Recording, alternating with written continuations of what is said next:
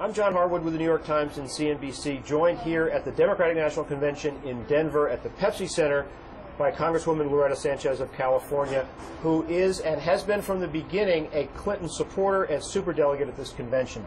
Congresswoman Sanchez, let me ask you about a couple of constituencies of Hillary Clinton's that Barack Obama needs. One is Latino voters, the other is women voters. How well has he done so far in healing the wounds of the primary and getting those constituencies on his side? The polls seem to suggest he's doing very well with Hispanics. Well, I think Hispanics naturally will go that way because they've been so upset by the Bush administration and in particular the policies of the Republicans in the Congress with respect to immigration and just really a lack of respect towards our community. But, you know, John McCain is from Arizona. He could pull some of that Latino vote because he knows how to talk to Latinos. So I still believe that Barack really needs to work on the Latino vote. In addition to that, of course, women are still a little dissatisfied in a sense because I believe that Barack hasn't made his case to them. And so this convention really becomes about talking to those disaffected voters at this point. What is your assessment of the extent of tensions between Obama and Clinton, both at the level of the candidates, the principals themselves and their top aides, their operations, and also at the grassroots in terms of their delegates and their supporters?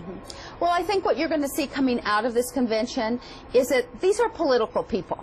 The people here at the convention, the delegates, whether they're superdelegates or the delegates elected through the process through the states, are Democrats, will be voting the Democratic ticket.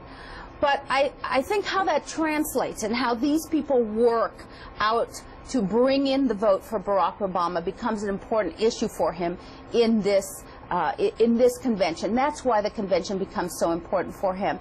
And I think on a personal level, both Barack and Hillary are professionals. They understand they really need each other in order to get the Democrat into the White House. So I think that's been okay. I think maybe the problem may have been and continues to be in somewhat by some of the campaign people or the people around them. And we tend to see that a lot in politics. You know, when the two principals are talking to each other, they understand what they need to get done. When there are layers between and staff are talking to staff, sometimes they mess up the process. Some people have said that the reconciliation between those two camps should have been further along than it is at this stage as we enter the convention. Whose fault is that? Well, I think I know if you talk to Clinton supporters that they'll say, look, she needs to get her debt paid down. This happens every time. People help each other. You know, the fact that Barack's people have not helped when he has this money machine behind him suggests that he hasn't pushed his people hard enough, or his people haven't pushed their donors and others hard enough. And I think that that is something that really grates on some of the Clinton supporters. You know, from Hillary's standpoint, I think she's gone to her supporters. She's asked her donors to support Barack. They have been cutting checks to his campaign. You know, money isn't everything, but it's one of the signals from each of the camps. Now, as you know, Hillary Clinton's name is going to be placed in nomination. You've indicated you're still supporting her. Hillary Clinton said a couple of weeks ago that her supporters need a catharsis to have her recognized for her campaign and what it represented. Don Fowler, former chairman of the Democratic Party, said yesterday it's the dumbest thing he's ever heard to have her name placed in nomination because it's going to reopen some of those divisions and not help Barack Obama's message. What's your evaluation of that? I don't, you know, and I love Don, and he's one of my mentors, actually, but I would have to say I completely disagree with him. I mean, what people in the party are saying when they say those types of things, they don't see the disaffection going on at the really grassroots level. And this needs to be handled. This is why this convention, more than any other time, has become so important when I look at it.